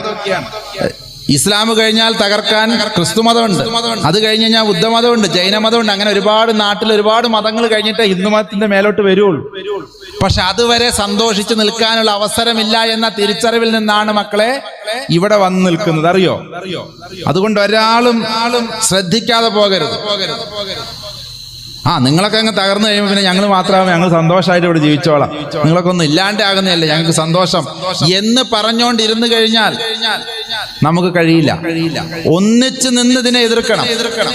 ഒന്നിച്ച് നിന്നാണ് മതം പ്രസക്തമാണെന്ന് ഞാനും നിങ്ങളും തെളിയിക്കേണ്ടത്. എന്റെ മതം പ്രസക്തമാണെന്ന് ഞാൻ എത്രത്തോളം തെളിയിക്കാൻ ഉദ്ദേശിക്കുന്നുവോ അത് നിങ്ങൾ പുലർത്തുന്ന കാണുമ്പോൾ നിങ്ങളെ പ്രോത്സാഹിപ്പിച്ച് നിങ്ങളുടെ കൂടെ നിന്ന് മതം പ്രസക്തമാണെന്ന് ഇത്തരം വേദികളിൽ വന്ന് പറയാൻ നിങ്ങളുടെ ഭാഷയും നിങ്ങളുടെ സംസ്കാരവും നിങ്ങളുടെ ആയത്തും ഖുറാനും ഹദീസും ഒക്കെ ഞാൻ പഠിച്ചേ പറ്റൂ. അതിനുവേണ്ടി പഠിച്ചതല്ല കേട്ടോ. 18 വയസ്സാകുമ്പോഴേക്കും 35 പ്രാവശ്യം ഖുറാനും 28 പ്രാവശ്യം ബൈബിളും വായിച്ച വ്യക്തിയാ. ഏതെങ്കിലും മതസൗഹാർദ്ദ വേദിയിൽ 4 ശ്ലോകവും 4 ആയത്തും വെച്ച് ഇനി ഒരു ജീവിതം അതുകൊണ്ട് ഉണ്ടാക്കാമെന്ന് ഉദ്ദേശിച്ചതുമല്ല എന്ന് നിങ്ങളോട് ഞാൻ നേരത്തെ പറഞ്ഞു. ഒരുപാട് പണികൾ അറിയാൻ മറ്റു പണികൾ ചെയ്യുന്നുണ്ട്, വരുമാന മാർഗങ്ങൾ വേറെയുണ്ട്. ഒരു നേരത്തെ ഭക്ഷണത്തിന് ഇത്രയൊന്നും ബുദ്ധിമുട്ടേണ്ട കാര്യമില്ല. ഒപ്പമുള്ള കുട്ടികളെ എപ്പോ വേണമെങ്കിലും പിരിച്ചുവിട്ടാൽ പോകുന്ന സംവിധാനമേ ഉള്ളൂ. മനസ്സിലാക്കണം, ഇത് പറയുന്നതിന്റെ ബുദ്ധിമുട്ടൊന്ന് മനസ്സിലാക്കണം. എന്തിനാ പറയുന്നത്? അതുകൊണ്ട് ഒരു സംവിധാനം ഇങ്ങനെ തകർന്ന കാണുമ്പോ അവരങ്ങ് തകരട്ടെ. നമ്മുടെ അടുത്തൊക്കെ വരുമ്പോ നമ്മൾ അപ്പൊ നോക്കാം. എന്ന് പറഞ്ഞിരിക്കാനുള്ള സംവിധാനങ്ങൾ ഇവിടെ ഇല്ല, അല്ലെങ്കിൽ സമയങ്ങളില്ല. കാരണം എന്താണെന്നറിയോ? ഈ ശത്രുക്കൾ വിചാരിച്ചതിലും അവർ വിചാരിച്ചത് ഇങ്ങനെ ആദ്യം ഇസ്ലാമിനെ തകർക്കാം, പിന്നെ അത് കഴിഞ്ഞ് ക്രിസ്ത്യാനിയെ തകർക്കാം, പിന്നെ ഇങ്ങനെ വരാന്ന കരുതി. പക്ഷെ എന്തുകൊണ്ടോ എന്നറിയില്ല, അവർക്കൊക്കെ വലിയ അനുഗ്രഹം കിട്ടിയ ആൾക്കാർ അവരൊക്കെ. ഈ ഫേസ്ബുക്കും വാട്സപ്പും ഈ പറയുന്ന ആധുനിക സംവിധാനങ്ങളും ഒക്കെ കാണുമ്പോൾ പേടി അവരർത്ഥത്തിൽ. അതിന്റെ അർത്ഥം എൻ്റെ കയ്യിലും ഉസ്താദിന്റെ കയ്യിൽ ഇരിക്കുന്ന സാധനത്തിനെ കുറ്റം പറയാന്ന് വിചാരിക്കരുത്. അല്ലെങ്കിൽ അവൻ ആ സാധനം കയ്യിലുള്ളത് കൊണ്ടാണ് ഇത് ലൈവൊക്കെ വിടുന്നത്. അതിന്റെ ഉപകാരമുണ്ട്. പക്ഷേ ഇതൊന്നും അറിയാതെ ഇതിനൊരു വേറൊരു സൈഡുണ്ട്. ആ സൈഡിലൂടെ എന്തുണ്ടായി എന്നറിയോ? ഇങ്ങനെ വെർട്ടിക്കൽ ആൻഡ് ലീനിയർ, ഒരു വര വരച്ചാൽ ഇങ്ങനെ വെർട്ടിക്കൽ, ഈ രീതിയിൽ ഇതിനെ ഇങ്ങനെ ഇല്ലാണ്ടാക്കാം എന്ന് അവർക്ക് ലോട്ടറി അടിച്ചു. ഇന്നിപ്പോ തകർന്നുകൊണ്ടിരിക്കുന്ന എങ്ങനെയെന്നറിയോ? ഹൊറിസോണ്ടൽ ആൻഡ് സർക്കുലർ രീതിയിലാണ്. ഹിന്ദു മതവും ക്രിസ്തു മതവും എല്ലാവരും കൂടി ഒന്നിച്ച് നശിക്കുകയാണ്. അവരൊരിക്കലും അങ്ങനെ വിചാരിച്ചില്ല. ആദ്യം ഇസ്ലാമിനെ ഇല്ലാതെയാക്കാന്നാ വിചാരിച്ചു. പക്ഷെ ഇസ്ലാമിനെ ഇല്ലാതെ വെക്കുന്നതോടൊപ്പം തന്നെ ആ കളികളിൽ ഞങ്ങളും നിങ്ങളും ക്രിസ്ത്യാനികളും ഒക്കെ കൂടി, സത്യം പറഞ്ഞ നിഷ്പക്ഷമായി പറയട്ടെ, ആരും എന്നോട് വിഷമിക്കരുത്. ക്രിസ്ത്യാനികളുടെ കാര്യമാണ് സത്യത്തിൽ അബദ്ധത്തിലായിരിക്കുന്നത്. ഇസ്ലാമിന് ഇനിയും പലയിടങ്ങളിലെങ്കിലും കുറച്ചെങ്കിലും ചില കാര്യങ്ങൾ നിലനിൽക്കുന്നുണ്ട്. പക്ഷെ ആത്മീയ സമ്പ്രദായങ്ങളുടെ ശോഷിപ്പ് ക്രിസ്ത്യൻ സംവിധാനങ്ങളിൽ ഏറ്റവും കൂടുതൽ വരുത്തി. അതിന്റെ ലക്ഷണമാണ് അമേരിക്കയിലും ലണ്ടനിലും അല്ലെങ്കിൽ അങ്ങനെയുള്ള രാജ്യങ്ങളിൽ മതം ഒരു കാലത്തുണ്ടായിരുന്ന മതമില്ലാത്ത അവസ്ഥയിലേക്ക് പോയത്. ഇതിപ്പോ നമ്മൾ വിചാരിക്കുന്നത് ഞങ്ങൾ പോയി അവിടെ 4 പള്ളി വെച്ചിട്ടുണ്ട്, അതുകൊണ്ടൊന്നും ഇതേപോലെ അവർക്ക് തകർക്കാൻ അറിയാം. ഒരു 40 കൊല്ലം കൂടി കിട്ടിക്കഴിഞ്ഞാൽ ഇന്നുണ്ടായിരുന്ന ആളുകളെ മുഴുവൻ നാളെ ഇതൊന്നും വേണ്ട എന്ന് പറഞ്ഞ രീതിയിലേക്ക് ആക്കാൻ കഴിയും. നമ്മൾ സന്തോഷിക്കരുത്. ഇതൊന്നുമല്ല ഇതിനുള്ള പരിഹാര മാർഗങ്ങൾ. കൃത്യമായി മനസ്സിലാകുന്നുണ്ടെന്ന് വിചാരിക്കുന്നു. അവർ വിചാരിച്ചത് ഇങ്ങനെയാണെങ്കിൽ നടക്കുന്നത് ഇങ്ങനെയാ. എല്ലാവരും ഒരുപോലെ, നമ്മുടെയൊക്കെ മതങ്ങളിലെ അപ്രസക്തി ഒരുപോലെ ചർച്ച ചെയ്യപ്പെടുക. ഹിന്ദു മതം ചെയ്യുന്ന കുറെ വീഡിയോസ് അങ്ങോട്ട് ഇട്ട് കൊടുക്കുമ്പോൾ മറുപക്ഷത്തുനിന്ന് ഇസ്ലാം ചെയ്ത കുറെ വീഡിയോകൾ ഇങ്ങോട്ട്. അപ്പൊ ബരാബറായി, രണ്ടു കൂട്ടർക്കും സമാധാനമായി. ഇനിയൊന്നും പറയാനില്ല. ഇനി ഇതിൽ ആരാ ഗോള് കൂടെ അടിക്കുന്നതെന്ന് മാത്രം എണ്ണിക്കൊണ്ടിരുന്നാ മതി. ഈ കളിയിലേക്ക് ആരാ മക്കളെ നമ്മൾ ഇറക്കിയത്?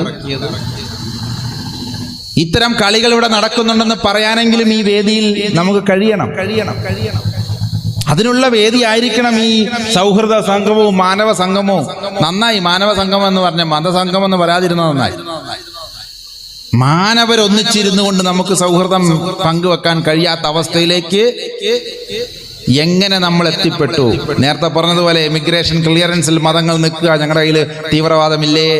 എൻ്റെ ഈ കാവി നിങ്ങൾ ഉദ്ദേശിക്കുന്ന കാവിയല്ലേ? എൻ്റെ താടി നിങ്ങൾ ഉദ്ദേശിക്കുന്ന താടിയല്ലേ? എൻ്റെ നിസ്കാരത്തിന് നിങ്ങൾ ഉദ്ദേശിക്കുന്ന പോലെയല്ലേ? എൻ്റെ ഈ തൊപ്പി നിങ്ങൾ ഉദ്ദേശിക്കുന്ന പോലെയല്ലേ? എൻ്റെ രുദ്രാക്ഷം, എൻ്റെ കയ്യിലെ കെട്ട്, ഇതൊന്നും നിങ്ങൾ ഉദ്ദേശിക്കുന്ന പോലെയല്ലേ എന്നിങ്ങനെ പറയിപ്പിച്ചുകൊണ്ടിരിക്കുക നമ്മളെ കൊണ്ട്. ആ ഒരു ഗതികേടിൽ നിന്ന് നമുക്ക് ഒന്നിച്ചു മുന്നേറണം എന്നാണ് എനിക്ക് പറയാനുള്ളത്. അതിനെന്താ ചെയ്യണ്ടേ? 150 1500 കൊല്ലം മുമ്പ് ഇവരൊക്കെ ചിട്ടയായി പ്രവർത്തിച്ചാലും തകർക്കാൻ പറ്റുന്നതല്ല ദീൻ, തകർക്കാൻ പറ്റുന്നതല്ല മതം, അതല്ല ധർമ്മം എന്ന് തെളിയിക്കേണ്ടത് ആരാ? ഞാനും നിങ്ങളും ചെയ്യുന്നതോ പുഞ്ചിരിക്കുന്ന സദക്കയാണെന്ന് പറഞ്ഞാൽ പോലും ഒന്ന് പുഞ്ചിരിക്കാൻ കഴിയാത്ത മുഖങ്ങളുമായി നമ്മളൊക്കെ മറന്നുപോയിരിക്കുകയാണ്. റസൂലുള്ളാഹിയുടെ ഏറ്റവും വലിയ സോഷ്യൽ എഞ്ചിനീയറിംഗ് ഞാൻ കാണുന്നത്, നിങ്ങളുടെ വിഭാഗം എങ്ങനെ ഏറ്റെടുക്കുന്നു എന്ന് എനിക്ക് അറിഞ്ഞുകൂടാ. അദ്ദേഹം ആദ്യം പഠിപ്പിച്ചത് പുഞ്ചിരിക്കാനാ. ആരാരെ കാണുമ്പോൾ ഒന്ന് പുഞ്ചിരിക്കുക, പുഞ്ചിരിയോടുകൂടി നിർത്തരുത്, സലാം പറയണം എന്ന് പറഞ്ഞു. സമാധാനം, എൻ്റെ ഭാഗത്തു നിന്ന് നിനക്ക് സമാധാനം ഉണ്ടാവൂ. സലാം എന്ന വാക്കിന്റെ പച്ചയായ അറബി അർത്ഥം സമാധാനം എന്നാണ്.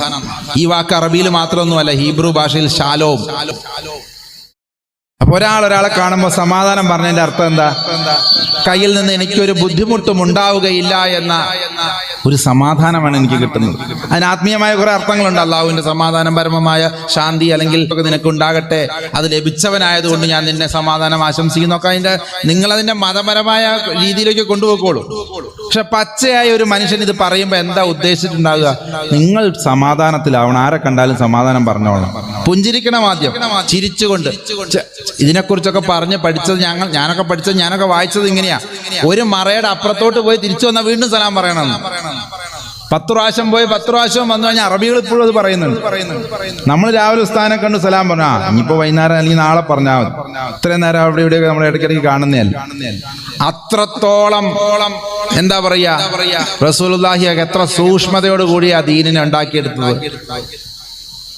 വളരെ സൂക്ഷ്മത പാലിച്ചിട്ടുണ്ട്. അതുകൊണ്ട് എന്റെ സമുദായത്തിൽപ്പെട്ടവർ തമ്മിൽ കാണുമ്പോൾ ചിരിക്കുക മാത്രമല്ല സമാധാനം പറയണം. അതോടുകൂടി മതിയോ? ആശ്ലേഷിക്കണം, കൈ കൊടുക്കണം. ഉച്ചനീചത്വങ്ങൾ ഇല്ലാത്ത, തൊട്ടുകൂടാത്തവരും തീണ്ടിക്കൂടാത്തവരുമുള്ള കാലഘട്ടം അന്നും അവിടെയും ഉണ്ടായിരുന്നു, അതിനു മുമ്പും അവിടെയും ഉണ്ടായിരുന്നു. അതൊന്നുമില്ലാത്ത രീതിയിൽ നീ നെഞ്ചോട് ചേർക്കണം, കൈ പിടിക്കണം, ഹസ്തദാനം ചെയ്യണം. ഇന്ന് കൈ കൊടുത്താൽ പോലും കൈ കൊടയുന്നവരെ ഞാൻ കണ്ടിട്ടുണ്ട് എൻ്റെ ജീവിതത്തിൽ. നമ്മളൊക്കെ കൈ പിടിച്ചത് കൊണ്ടൊക്കെ എന്തോ നഷ്ടപ്പെട്ടു പോയി എന്ന രീതിയിൽ കൈ കഴുകുമെന്ന് പറഞ്ഞവരെ എനിക്കറിയാം. ആരാ സന്തോഷിക്കുക ഇത് കാണുമ്പോൾ? നമ്മുടെ ശത്രുക്കൾ സന്തോഷിക്കും. കണ്ടോ, അവൻ്റെയൊക്കെ മതം ഇത്രയേ ഉള്ളൂ. പ്രവാചകന്മാർ പറഞ്ഞതൊരു വഴിക്ക് അനുഷ്ഠിക്കുന്നത് വേറൊരു രീതിയിലേക്ക്. നമ്മളൊന്ന് കൂടെ ഇരിക്കണമെന്ന് തോന്നുന്നുണ്ടോ? സമയം പോരാ. ഇതൊക്കെ പറഞ്ഞു തുടങ്ങിക്കഴിഞ്ഞാൽ നമുക്ക് സമയം പോരാ. ഇനി ഒരു അരമണിക്കൂറും കൂടിയാണ് എനിക്ക് പറഞ്ഞിട്ടുള്ളത്. ഒരു പക്ഷെ അത്രയും ഞാൻ പോവില്ല. എനിക്കിതിന്റെ പരിഹാരമാണ് നിങ്ങളോട് പറയാനുള്ളത്. മതത്തെ അപ്രസക്തമാക്കണമെന്ന് വിചാരിക്കുന്നവരുടെ മുമ്പിൽ മതത്തെ പ്രസക്തമാക്കേണ്ടുന്ന തൊഴിൽ നമ്മൾ, അല്ലെങ്കിൽ അതിന്റെ ഉത്തരവാദിത്വം നമ്മൾ ഏറ്റെടുക്കണം. ഇപ്പൊ ശബരിമല വിഷയം വന്നതിനെ കുറിച്ചൊന്നും പറയാൻ പാടില്ല എന്നുള്ളതാണ്. എന്നാലും പറയാ, ഇപ്പോഴും വിശ്വാസി സമൂഹവും ആചാര്യ സമൂഹം അടക്കമുള്ളവർ ഈ കഴിഞ്ഞു പോയതിനെ കുറിച്ച് എത്ര വിഷമത്തോട് കൂടിയിട്ടാണെന്നറിയോ? ഇനിയൊരു കോടതി വിധി അതിന് അനുകൂലമായി ഉണ്ടായി, കേറിയത് തെറ്റാണെന്ന് പറഞ്ഞു കഴിഞ്ഞാൽ ആ കേറിയതിന് ഞാൻ ഉത്തരവാദിത്തം പറയും. അല്ലേ? ഈ കേറിയതിനും കയറ്റിച്ചതിനും ഇനി ആരുത്തരം പറയും? തീർത്താ തീരുമോ വിശ്വാസികളുടെയും ആചാര്യന്മാരുടെയും ഉള്ളിലെ വിഷമങ്ങൾ? കൊണ്ടെത്തിച്ചില്ല ഈ ഒരു രീതിയിലേക്ക്. അതുകൊണ്ട് ഒരു ശബരിമലയിൽ സ്ത്രീ കയറണം എന്ന വിധിയല്ല ഇതിലൂടെ വരാൻ പോകുന്നു. ഒന്നില്ലെങ്കിൽ ഇത് ഒരു അവസാനമാകണം. മതവിഷയങ്ങളിൽ ഇത്തരം സെക്യുലർ കോടതികൾ ഇടപെടുന്നത് നിർത്തണം എന്നത് ശക്തമായി വാദിക്കപ്പെടണം. അതിനെല്ലാവരും ഒന്നിക്കണം. ഇല്ലെങ്കിൽ നാളെ എന്ത് ചെയ്യും?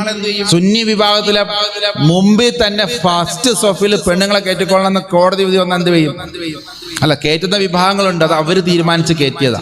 അതിലെനിക്ക് അഭിപ്രായ വ്യത്യാസമില്ല. മുജാഹിദ് വിഭാഗവും അല്ലെങ്കിൽ ഖാദിയാനി വിഭാഗവും ജമായത്ത് വിഭാഗവും ഒക്കെ അവരുടേതായ രീതിയിൽ സൗകര്യം ചെയ്തു കൊടുത്ത് കയറ്റുന്നുണ്ട്. അത് അവരാണ് തീരുമാനിച്ചത്. അതിൽ നന്മയുണ്ട്. അത് അവർക്കാണ് അവർ അറിയത്തുള്ളൂ. അതേപോലെ തന്നെ തീരുമാനിക്കാനുള്ള അവകാശം സുന്നി വിഭാഗത്തിനുണ്ട്. കയറണമോ കയറ്റണ്ടയോ? പക്ഷെ അത് മാത്രം നാളെ കോടതിയിലൂടെ തീരുമാനിക്കപ്പെട്ടാൽ എത്ര ബുദ്ധിമുട്ടും നമ്മൾ. അത് മാത്രം മറ്റുള്ളവരെ മാതൃക സ്വീകരിച്ച് ഇവിടെ മുജാഹിദ് കയറ്റുന്നില്ലേ? ഖാദിയാനികൾ അല്ല, അഹമ്മദിയ ജമാഅത്ത് കയറ്റുന്നില്ലേ? അല്ലെങ്കിൽ ജമാഅത്തുകാർ കയറ്റുന്നില്ലേ? ജമാഅത്ത് ഇസ്ലാമി കയറ്റുന്നില്ലേ എന്ന് ചോദിച്ചു കഴിഞ്ഞാൽ അതുകൊണ്ട് സുന്നികൾ എന്ത് ചെയ്താലും കയറ്റണം എന്നൊരു വിധി വന്നു കഴിഞ്ഞാൽ അങ്ങനെയൊക്കെ കൊടുക്കാനുള്ള വിധികൾ, അങ്ങനെയുള്ള കേസുകളൊക്കെ ഇവിടെ തയ്യാറായിട്ടുണ്ടെന്ന് എത്ര പേർക്കറിയാം? നമ്മളൊന്നും അറിഞ്ഞിട്ടില്ല. ഖുർആൻ നിരോധിക്കണമെന്ന് പറഞ്ഞ കേസ് ഓൾറെഡി കൽക്കട്ടയിൽ എത്രയോ കാലം മുമ്പ് കൽക്കട്ട ഹൈക്കോടതിയിൽ കൊടുത്തിട്ടുണ്ട്. 149 സ്ഥലങ്ങളിൽ വർഗീയവാദം പുലർത്തുന്ന ഈ ഒരു ഗ്രന്ഥം ഇന്ത്യ മഹാരാജ്യത്ത് ഒരൊറ്റ പ്രതി പോലും ഇല്ലാതെ നിരോധിക്കണം എന്ന് പറഞ്ഞ ഗ്രന്ഥം, എന്ന് പറഞ്ഞ കേസ് കൽക്കട്ട ഖുർആൻ കേസ് ഞങ്ങളൊക്കെ ലോ കോളേജിൽ പഠിച്ചിട്ടുണ്ട്. പക്ഷെ അന്ന് കോടതി പറഞ്ഞു ഇതെടുക്കാനുള്ള ധൈര്യം ഞങ്ങൾക്കില്ല, ഇതെടുക്കാൻ കഴിയുന്നൊരു കാലത്ത് നമുക്ക് നോക്കാം. ഇന്ന് തോന്നുന്നുണ്ടോ സുപ്രീം കോടതിയിൽ ഇങ്ങനെ ഒരു കേസ് പോയാൽ എടുക്കുമെന്നാണോ നിങ്ങൾക്ക് തോന്നുന്നത്? എടുക്കൂല എന്നാണോ തോന്നുന്നത്? ഇപ്പോഴും 100% എടുക്കും. പക്ഷേ ഇന്ന് വരെയും സങ്കടം എന്ന് പറയട്ടെ, ആ കേസിനെ പ്രതിരോധിക്കാൻ ഇവിടെ ഒരൊറ്റ മുസ്ലിം സംഘടനയും ഇനിയും ആ കേസ് എന്താണെന്ന് പോലും പഠിച്ചിട്ടില്ല. അൽഹംദുലില്ലാ, എന്റെ ഭാഗത്തുനിന്ന് ഞാൻ പോകും. എന്തിനാണെന്നറിയോ? ഈ 149 ആയത്തുകളും കാണാപ്പാടാണ് എനിക്ക്. ഈ 149 ആയത്തുകളിലൂടെ ഞാൻ തെളിയിക്കും ഇത് ബഹുസ്വര രാജ്യമായ ഇന്ത്യയിൽ അനിവാര്യമാണെന്ന്. ഞാൻ തയ്യാറാണ്. അതുകൊണ്ട് ആരെങ്കിലും അത്തരം ഒരു സാഹചര്യം വന്നാൽ ആദ്യം കക്ഷി ചേർക്കേണ്ടത് എന്നെയാണെന്ന് അറിയിച്ചുകൊള്ളും. ഇതൊരു വസിയത്താണ്. കാരണം ഞാൻ തയ്യാറായതിനെ പ്രതിരോധിക്കാൻ. കാരണം അതിൻ്റെ ഒന്നും അർത്ഥങ്ങൾ അങ്ങനെയല്ല. ഞാൻ കണ്ട ഖുറാനിൽ 35 പ്രാവശ്യം വായിച്ചപ്പോൾ എന്നോട് ഒരാൾ ചോദിച്ചു, ഈ വാചകങ്ങളൊന്നും കണ്ടില്ല. ഞാൻ പറഞ്ഞു, ഇതും കണ്ടതിൽ അപ്പുറം കണ്ടിട്ടുണ്ടെന്ന്. എന്നിട്ട് എന്താ? അതിൻ്റെ ഒന്നും അർത്ഥങ്ങൾ അങ്ങനെയല്ല എന്ന് പറഞ്ഞു കൊടുക്കാൻ നമ്മളിതൊന്നും ആ രീതിയിലല്ല കൈകാര്യം ചെയ്തിട്ടുള്ളൂ. ഇങ്ങനെ ഓരോ മതങ്ങൾക്കുമുള്ള, നാളെ ഒന്ന് ആലോചിച്ച് നോക്കൂ, കത്തോലിക്ക വിഭാഗത്തിൽ സ്ത്രീകളെ അച്ചിമാർ, അച്ഛൻ എന്നുള്ളതിന്റെ അച്ചി തന്നെയല്ലേ പറയുന്നത് അല്ലേ? ഇന്നിപ്പോ നമ്മൾ ബഹുമാനപ്പെട്ട അച്ഛൻ എന്നൊക്കെ പറയും, റവറന്റ് ഫാദർ. അപ്പൊ ഇവര് അച്ഛന്മാരായി കഴിഞ്ഞാൽ മലയാളത്തിലാണോ ഇംഗ്ലീഷിൽ അപ്പൊ ഇവരെന്ത് പറയും? റവറന്റ് ഫാദറി എന്ന് പറയാൻ പറ്റുമോ? മദർ എന്ന് പറയാൻ പറ്റില്ല, കാരണം മദർ അല്ലല്ലോ. എനിക്ക് അറിഞ്ഞൂടാ ഇത് ഇങ്ങനെ കുഴപ്പിക്കേണ്ട കാര്യം എന്താ? ഇത് അതാത് വിഭാഗങ്ങൾ തീരുമാനിക്കട്ടെ. ഇപ്പൊ CSI വിഭാഗം തീരുമാനിച്ചു. നമ്മുടെ ഇടയിലൊക്കെ CSI എന്ന് പറഞ്ഞ ചർച്ച് ഓഫ് സൗത്ത് ഇന്ത്യ എന്ന് പറഞ്ഞ ആംഗ്ലിക്കൻ ചർച്ചിന്റെ അവര് പോയപ്പോ ഇവിടെ പിന്നെ CSI ആയി മാറി. അവരുടെ ഇടയിൽ അച്ഛന്മാരുണ്ട്, കൊച്ചമ്മമാരുണ്ട്, ലോഹയൊക്കെ ഇട്ട് ഇടക്കെട്ടൊക്കെ കെട്ടിയ ബിഷപ്പുമാരും ഉണ്ട്. അത് അവരുടെ പ്രശ്നം, അവര് തീരുമാനിച്ച അതിൽ നമുക്കൊന്നും പറയാനില്ല. ഉണ്ടോ? മുജാഹിദുകൾ പള്ളിയിൽ കയറ്റുന്നതിന് നമുക്ക് എന്ത് ചെയ്യാൻ പറ്റും? പക്ഷെ ഞങ്ങളെ വിഭാഗത്തിൽ അത് വേണ്ട എന്ന് പറയാനുള്ള സ്വാതന്ത്ര്യം നമുക്കില്ലേ? അല്ലെങ്കിൽ കത്തോലിക്ക വിഭാഗത്തിൽ അങ്ങനെ പൗരോഹിത്യം സ്ത്രീകൾക്ക് കൊടുക്കൂല എന്ന് പറയാൻ ഈ രാജ്യത്ത് കഴിയൂലേ? നിങ്ങളൊക്കെ വിചാരിക്കുന്നതും ചർച്ച ചെയ്യുന്നതിനും അപ്പുറത്താണ് ഇതിൻ്റെയൊക്കെ വ്യാപ്തി എന്നെങ്കിലും നിങ്ങളൊന്ന് മനസ്സിലാക്കുക.